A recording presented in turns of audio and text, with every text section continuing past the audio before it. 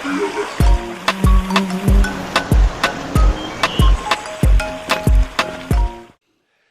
folks, good morning to you. I'm Pastor Brent. And I'm Bo. And this is Rough and Tumble Joy. We're wrapping up the second chapter of the book of Philippians.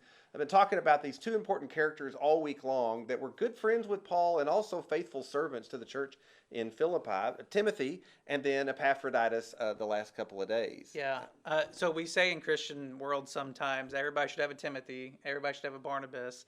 But for the church of Philippi, their Barnabas was Epaphroditus. And he was the man who went to encourage Paul and to be with Paul and to show him their love. He brought them gifts. He supported him. He brought him, I'm guessing, toilet paper and the essentials. Right. That's what I think he did. And yet, Paul then had an opportunity to minister to him. Nobody ever says everybody needs an Epaphroditus, but they should. You should. So let's start as a church. This will be our new thing around here, right? That's right. Nobody else in the world ever says everybody needs an Epaphroditus, but we'll just start saying that. Right. And we'll seem really You smart need, or something. Well, I think it's kind of funny because you need someone in your life who's worse than you are. In worse shape. Yeah, so you can go, you know what, I don't have it so bad. And that's Right. what Epaphroditus is. He's near death. And so Paul's going, oh man, I just can't wait for this. This guy's healthy. It's great. Honor him. This is such a great end to the story. But there's still more here at the end of verse 30 that we haven't even talked about. Yeah, I just think this is really pertinent to the situation we're in right now. It ends by saying, for he risked his life for the work of Christ, and he was at the point of death while doing for me what you couldn't do from far away. And this idea that he would risk his life for the sake of the gospel, I just think is really important for the time in which we're currently living. Yeah. Right. My brother works for Texas Health Resources. He's been working there for a few months. And when this whole pandemic broke out, there was the shelter-in-place order, and everybody's going to stay at home and work and all this business. And this directive came out from the CEO of the company just as soon as it was announced, and clearly said to the whole company, you need to know that Texas Health Resources, of course, was built on Christian principles. It used to be Presbyterian and Methodist hospitals and all the rest. And our Christian tradition is that we don't back off when there's pandemics. Yeah. Like, we're all coming to work, and we're going to work hard, and we're going to take the risk that we might get infected because we've got patients to care for and we've got families to look after. And this is the long Christian tradition, is that Christians take risks in order to accomplish what's good and right. Our highest value isn't our own life. Right. All right. And to go all the way back to Epaphroditus, this is the thing that we see. Yeah. Well, and the words here, I don't want anyone to be confused. When it talks about in verse 2 that I risked his life for the work of Christ, some people will say, well, I'm just not an evangelist, or I'm not a preacher. I'm going to let Brent do that, or I'm going to let someone else do this. And this work of Christ is not just this idea of teaching the word. It's being Christ-like. Yeah. It is being his hands and feet. Epaphroditus, we find out later that what he was doing, if you skip ahead to chapter 4, is he was bringing what Paul needed. He was bringing him the gifts.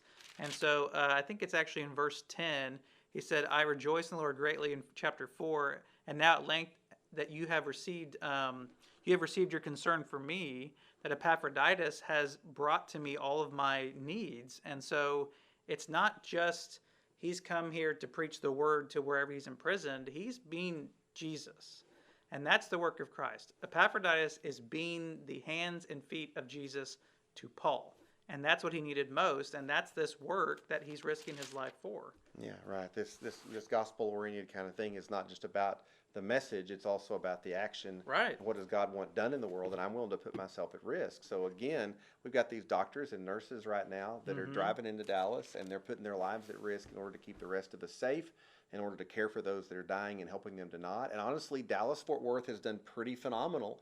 Like, our numbers are great compared to other places in the country as far as number of people that have died and who's recovering and all that kind of thing. And I'm just so grateful for these people that put their lives at risk. And there's others like this. Yeah. I know a lot of police officers that went into law enforcement because they felt God called them to do this. And I know guys that go into firefighting, same kind of thing. They were called to it because of it. I mean, some of you teaching 7th grade, maybe dangerous work, sure, right? Yeah. Maybe the same thing. But in all seriousness, all of us at times are asked to take risks for the gospel.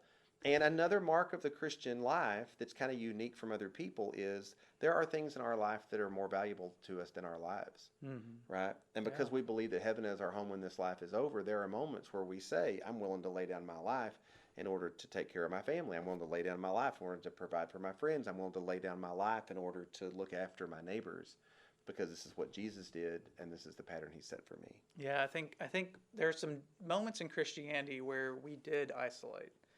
And those were never the good times. It was always the times where we went into the world and we went into where people were suffering and we helped them, where we saw God bless it the most. It wasn't when these monks went off into the desert and created these monasteries where they didn't talk to anybody and they didn't say any words. That wasn't where we had this great spiritual revolution in the world. It was always when we were with people in their deepest need, doing the work of Christ and sharing the gospel. Paul says that this work that you are doing, the work that you are, you might not think it has great value spiritually, but it definitely does. He says it is a sacrifice, it is an offering to the Lord, and that it is a pleasing sacrifice to God, that you are faithful in what you are doing and where he has placed you.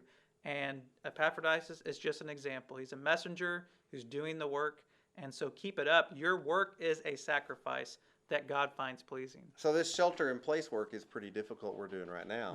And it's a backwards kind of thing. I mean, some people could be sheltering in place because they want to protect their own lives, and it's all about keeping myself alive. Sure. Right?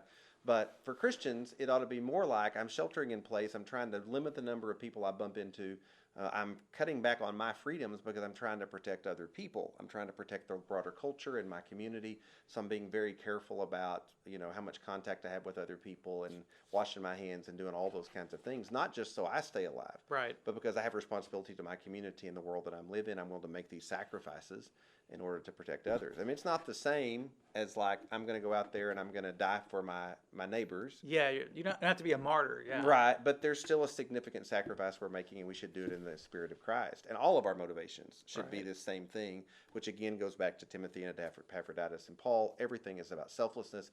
Everything is about caring for other people and doing what's in their best interest. That's always the motive, and so it ought to be for those of us that are Christians. Yeah, I think so. Now, Paul's about to tell us next week, so join us next week as we do Philippians 3. But he's going to try to show us what real righteousness looks like. And if you're going to be a right person in this world, if you're going to do the right things, then you need to have a correct definition, a correct direction on what that looks like in your life. Yeah, to some degree, these little conversations about Timothy and Epaphroditus we've been having this week have been a little bit of a rabbit trail. Yeah. Just a minute of personal kind of comment about these two guys. We're going to get back to the big thrust of the letter next week, and we'll look forward to seeing you then. Have a great weekend, guys. See y'all.